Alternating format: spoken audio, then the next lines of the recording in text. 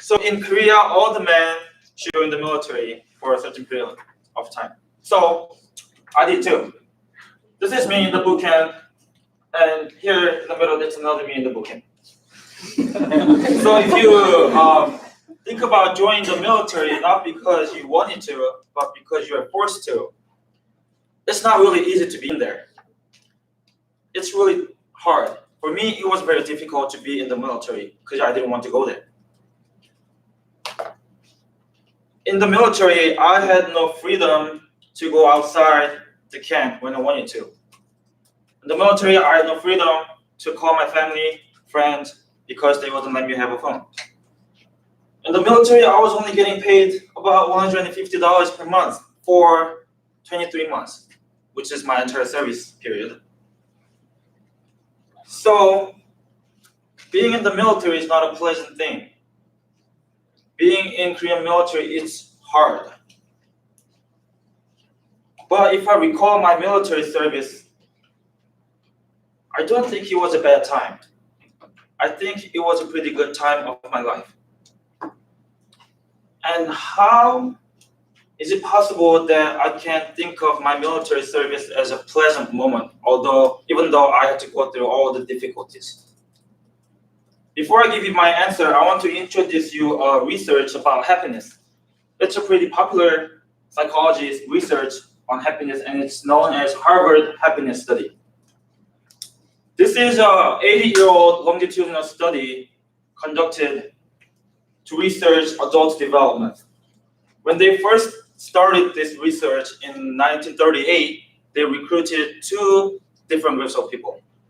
One group was consisted of Harvard sophomores, and another group consisted of the disadvantaged and poor boys who lived in Boston in that time. So the researchers kept track of all those participants' lives. They investigate their physical health, mental health, career, family, offspring, pretty much everything about their lives. And after getting all the data over decades of years, they found one thing really important. And it was that good relationships keep us happier. Good relationships keep us happier. So, among the participants, those who exhibited higher levels of happiness were not those who had a lot of money, fame, or high position. Those who exhibited higher levels of happiness were those who maintained good relationships through their lives. So back to my military story. Thanks to all the good relationships I was able to get from the military, it helped me to recall this military service as a good moment of my life. This is the picture that was taken on my last day of military service. Look at all those people gathered around me here to celebrate my successful completion of my military service. And these are the people that I worked really close with during my service. They were really nice, they were kind, they were supporting each other, they would help me to work better. And these are the people that I met in the military church. So with all these people, I spent a lot of time with them. 2 years. I ate with them, I worked with them, I received training with them, I even got punishment with them. That was fun. But thanks to all these relationships that I had, I was able to enjoy my military time, even though I had a lot of different challenging events. So having good relationship is important, not only in this military, but also in other working settings. According to Dr. Iverson, building a network is related to career satisfaction. In other words, if you have good relationships at work who provide you with social and professional support, it's very likely that you can be more satisfied with your career. You can be happier at work. And also, Dr. Iverson said organization's role in that is to grow people's skill to build on their networks. Therefore, the leaders of the organization, they should be equipped with the ability to facilitate this process. In this process,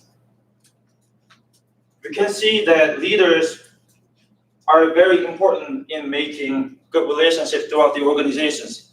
We all are familiar with the fact that a lot of Americans here don't like their jobs.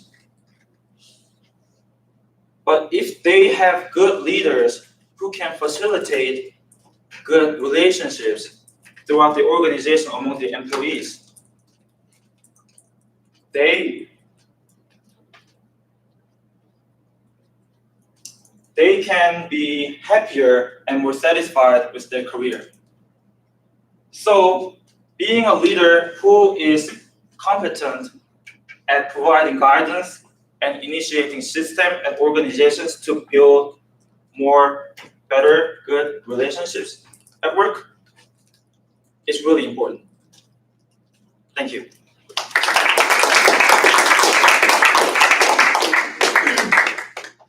So, what went well? The thing that went well was storytelling, I think. I had a good video about my military time. Bad thing about it was that I needed more practice because the later part of my presentation, when I was preparing, I was kind of rushing through it, my last parts of it. And there was 4 in the morning this today. So yeah, I needed more time to practice to make it smoother. Yeah. What about overall? Overall,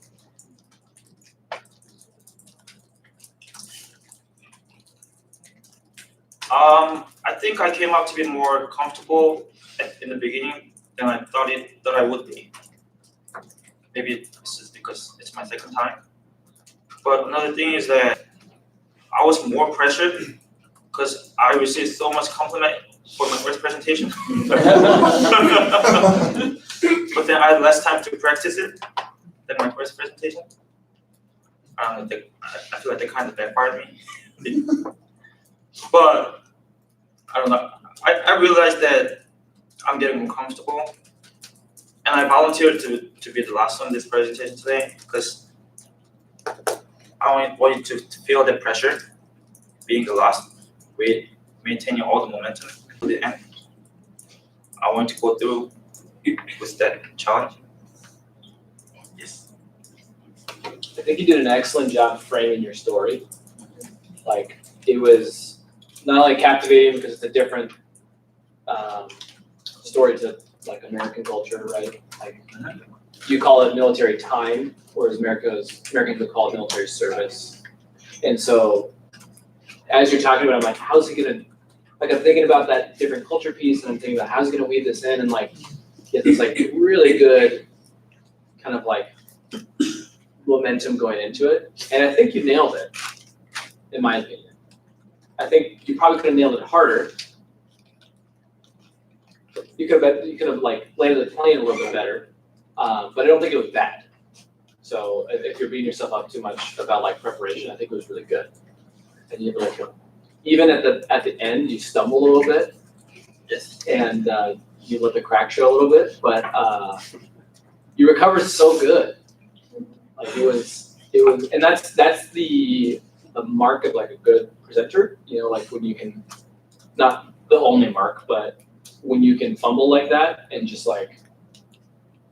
recover really with the same kind of power, the same kind of intensity, right? Like recovering that kind of momentum, I think. So, and that story is amazing because there's so many different facets that you could use it. Like you could use that story for every time you present.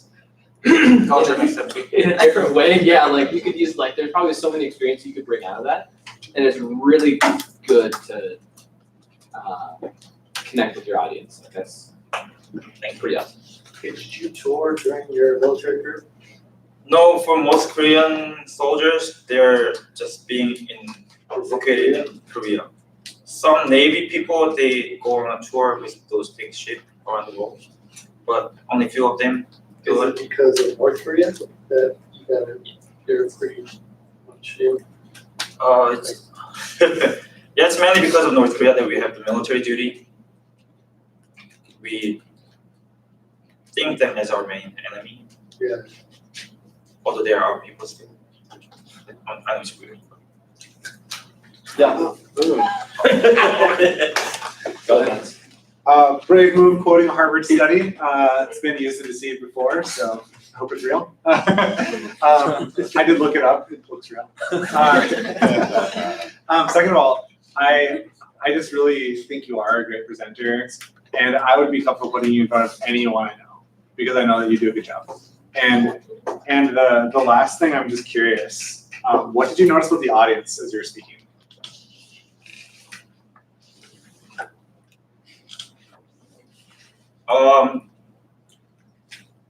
I saw people's eyes looking at me hard.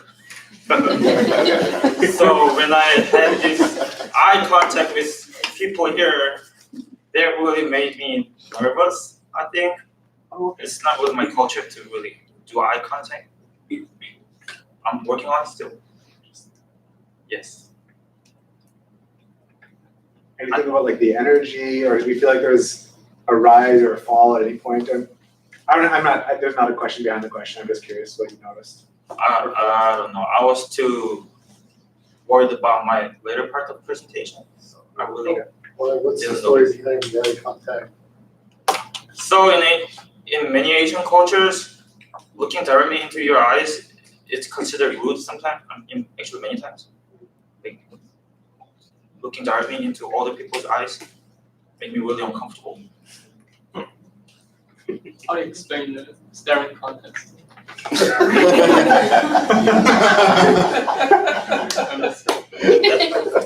There is a really good reward behind it. That's why people are doing it. There is an incentive for it, but like there is no incentive for looking directly into all people's eyes in Asia. That's gonna give you a bad time. Yes. ByungMin, I think you did an excellent job compared to our last presentation. And yeah, very well. It showed more confidence. And I'm hoping to say on our next presentation is that you can make more eye contact with your audience. And what I suggest to you is you can treat us as the avocado or the sushi on a sushi board.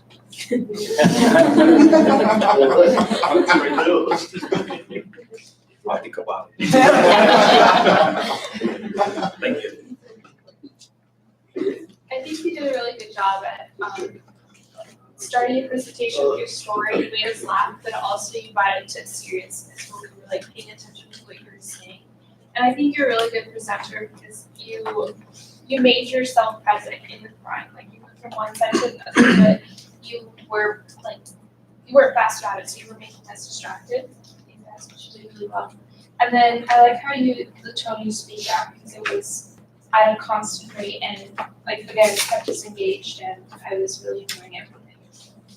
Thank you. Actually, I was going this direction because I felt that I was losing confidence on. Walk out. That would have been an amazing move. Yeah. First of all, thank you for calling me out at the beginning because it took me okay. Then second of all, you do a fantastic job at using your story to convey your points. And I'm just very curious as to could you please bring me through your process on how to build this story and relate it to the topic? Because I feel like that's really good. So military story wasn't there in the beginning. Happiness story that was something I was watching on YouTube lately. It's from Korean source. So that study was on my mind, and I was just thinking about how to relate it to leadership. So I related Harvard study with leadership, like having a good relationship. And on Monday, Dr. Iverson talked about like networking. So I saw the connection there. Yeah. And the military story just popped up in my phone on Google Photo. I saw my military picture, and all of a sudden, I was able to make the connection. So I just searched all my military picture and plugged it in. I saw it as a good source to make people engage more. So, thank you. It's a very ByungMin presentation. Yeah, because I just really enjoy your military story, how you interweave it throughout the presentation, right?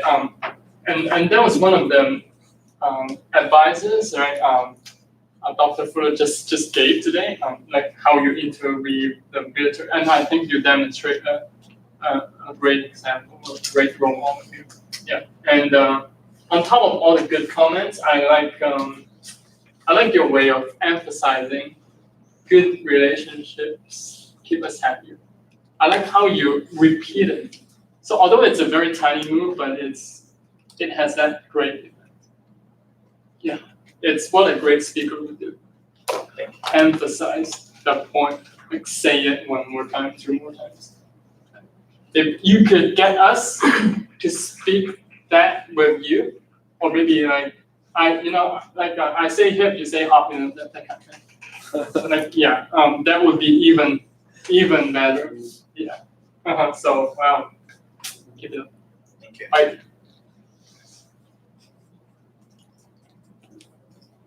It's good. I enjoyed it. The pictures make me miss Korea a lot. One of my close friends and colleagues he was career military, and he took some time off to study with me at Seoul, and he did research on his platoon, like his group, and looked at happiness in soldiers. He tried to identify that their physique, making them happier would make them shoot better. He wanted to show that this was his idea. If they were happier, they would be able to have more accurate target range results and faster mile times and more pull-ups. He didn't find any of that. There was no case for that. What he did find was that those that were in the military, because you start military service at about the same time you start university. And somewhere in there, you either leave university and go into military service, and then you come back to university. So you have this kind of parallel control group all the time. Because you get to choose to some extent when you go, but you always have to go. And you have the same age people from the same places, same cities, and even friends, and they're experiencing very different things, right? They're either in the military or they're in university. And one is there's a lot of freedom, and the other, there isn't much. What he found is those that were in the military were much happier, which is shocking, like intuitive, and no one in Korea would predict that except for maybe guys that have gone through the military. And they can say, like, it's because of the relationships, it's because of the structure, it's because of the community, and you kind of have these, it's almost gamified in a way. You have accomplishments, you are progressively moving towards something, and there are clear markers for that advancement.